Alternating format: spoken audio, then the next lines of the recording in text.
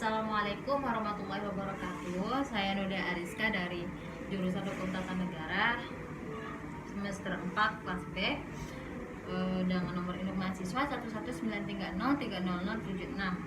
Baiklah, saya di sini akan mereview tentang mata kuliah Hukum Konstitusi yang telah diajarkan oleh Bapak Lutfi Farul Rizal.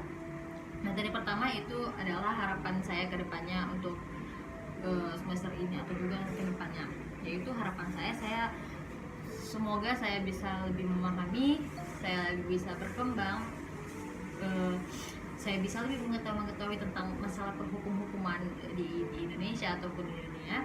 Kemudian juga karena hukum konstitusi ini juga sangat berhubungan ya dengan jurusan yang saya emban, yang saya ambil. Semoga saya juga dan itu akan menjadi tanggung jawab, mengemban tanggung jawab saya ke depannya. Semoga saya bisa mempraktekannya untuk mempraktekkan ilmu-ilmu yang telah saya pelajari, yang telah saya ambil itu untuk kedepannya. Kemudian yaitu kita lanjut ke materi kedua, yaitu tentang konsep konstitusi atau juga asal mula konstitusi ini ada. Asal mula konstitusi ini adalah sejak zaman Yunani kuno istilahnya itu sudah ada. Kemudian konstitusi itu masih diartikan sebagai material karena konstitusi itu belum diletakkan dalam suatu naskah yang tertulis. Ini juga dapat dibuktikan pada paham Aristoteles yang membedakan antara politia dan nomoi. Politia ini, istilah politia yaitu adalah sebagai konstitusi, sedangkan nomoi yaitu hanya sebagai undang-undang biasa. Kemudian antara nomoi dan politia ini terdapat perbedaan, yaitu kalau nomoi itu mengandung kekuasaan yang lebih tinggi daripada kalau politia itu adalah mengandung kekuasaan yang lebih tinggi daripada nomoi.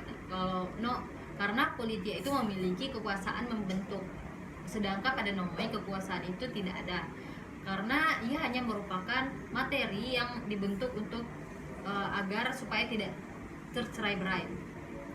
Kemudian dalam kebudayaan Yunani itu konstitusi ini berhubungan erat dengan Respublica Constituere. Dari sebutan inilah lahir semboyan yang berbunyi Prinsip Legibus Solutus Est Salus Publica Suprema Lex, yang artinya rajalah yang menentukan organisasi dan struktur daripada negara. Oleh karena itu ia adalah satu-satunya pembuat undang-undang. Dalam abad pertengahan juga sudah dikenal nih tentang konstitusi ini, tapi juga ada dengan sebutan lain. Dalam abad menengah timbul suatu aliran yang disebut monarki macan. Kemudian kita lanjut ke materi ketiga, yaitu tentang sejarah lahirnya konstitusi. Sejarah lahirnya konstitusi itu bermula dari Holy Roman Empire yang didirikan oleh Charles Agung pada 800 Masehi lalu, di mana pemerintahannya itu sangat berbeda dengan Kekaisaran Romawi semula. Holy Roman Empire adalah Kekaisaran Roma yang telah dimodifikasi secara teritorial, rasial, sosial, politik, dan spiritual hingga mencapai taraf yang disebut di sana tuh konstitusionalisme. Sebelum Kekaisaran Charles Agung mengembangkan konstitusi, kekaisaran ini terpecah-pecah di antara para penerusnya. Timbul masalah konstitusional, perebutan kekuasaan antar bangsa yang eksperimen yang umumnya dikenal sebagai gerakan dewan. Kemudian pada abad pertengahan ini perkembangan konstitusi didukung oleh aliran monarch pemacan yang terutama terdiri dari golongan Calvinis. Aliran ini tuh tidak menyukai kekuasaan mutlak raja. Untuk mencegah raja bertindak sewenang-wenang terhadap aliran-aliran yang lain gitu loh. Aliran ini tuh menghendaki suatu perjanjian antara rakyat dan raja. Perjanjian antara rakyat dan raja dalam kedudukan yang sederajat menghasilkan naskah yang disebut Leges Fundamentals yang memuat hak dan kewajiban masing-masing. Kemudian pada tahun 789 meletuslah revolusi di Perancis, ditandai oleh ketegangan di masyarakat dan tergantungannya stabilitas keamanan negara. Maka pada tanggal 14 September 1791 tercatat diterimanya Konstitusi Eropa pertama oleh Louis. Sejak peristiwa inilah sebagian besar negara-negara di dunia tuh sama-sama mendasarkan prinsip ketatanegaranya pada sandaran konstitusi. Kemudian kita lanjut ke materi keempat, yaitu proses pembentukan konstitusi. Proses pembentukan konstitusi itu ada tiga tahap prosesnya tuh. Yang pertama yaitu adalah pemberian. Pemberian itu adalah maksudnya adalah raja memberikan warganya suatu undang-undang dasar, kemudian ia berjanji akan menggunakan kekuasaannya itu berdasarkan asas-asas dan kekuasaan itu, dan akan dijalankan oleh suatu badan tertentu pula. Yang kedua adalah secara sengaja. Secara sengaja di sini adalah pembuatan suatu undang-undang dasar dilakukan setelah negara itu didirikan. Yang ketiga adalah dengan cara revolusi. Pemerintahan baru terbentuk sebagai hasil revolusi membuat suatu undang-undang dasar yang kemudian mendapat persetujuan rakyat atau pemerintah tersebut. Dapat pula mengambil cara lain, yaitu dengan mengadakan suatu musyawarah yang akan menetapkan undang-undang itu. Kemudian kita lanjut ke materi kelima, yaitu tentang isi dan sifat konstitusi di HP.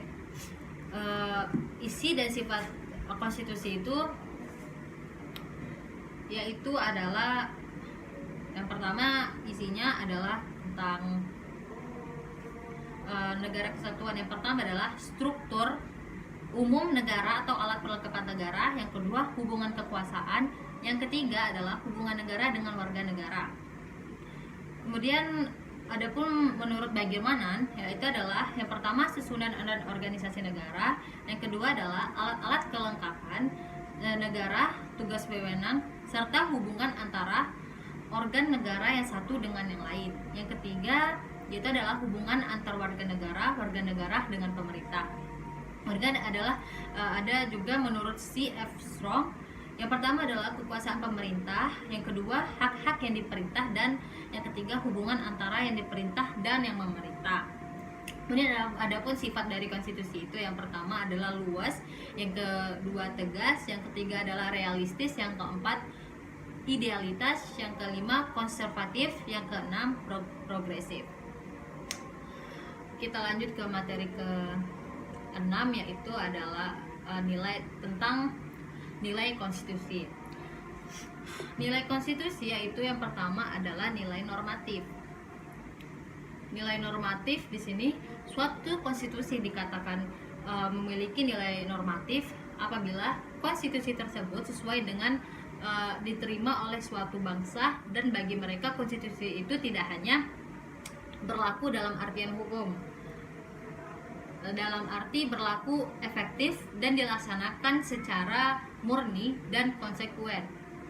Yang kedua adalah konstitusi dikatakan nilai nominal apabila konstitusi tersebut secara hukum jelas berlaku dan memiliki daya berlaku, namun dalam prakteknya tidak memiliki kenyataan eksistensi.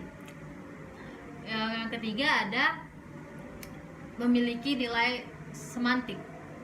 Suatu konstitusi itu bisa dikatakan memiliki nilai semantik jika norma-norma yang tergantung di dalamnya secara hukum tetap berlaku, namun dalam kenyataannya adalah sekedar untuk memberikan bentuk untuk melaksanakan kekuasaan politik dalam sehingga banyak kalangan yang menilai konstitusi hanya sebagai jargon atau semboyan pembenaran sebagai alat pelenggangan kekuasaan saja. Kemudian yang keempat ada juga pada masa Orde Baru konstitusi pun menjadi arena pelenggangan kekuasaan. Hal tersebut terlihat dengan adanya sifat konstitusi yang sengaja dibuat dengan membuat peraturan atau prosedur perubahan. Demikian sulit karena pada saat itu nilai konstitusi yang berlaku adalah nilai semantik. Kemudian yang terakhir adalah tentang perubahan konstitusi.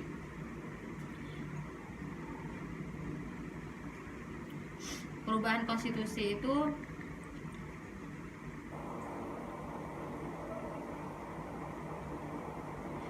kita lihat di ada cara perubahan konstitusi, yaitu adalah yang pertama adalah revolusi, yang kedua adalah perubahan arti dari kalimat yang tetap, yang ketiga perubahan formal, yang keempat keputusan hakim, yang kelima adalah kebiasaan konstitusi. Baiklah, hanya itu yang dapat saya sampaikan. Lebih dan kurangnya saya mohon maaf. Assalamualaikum warahmatullahi wabarakatuh.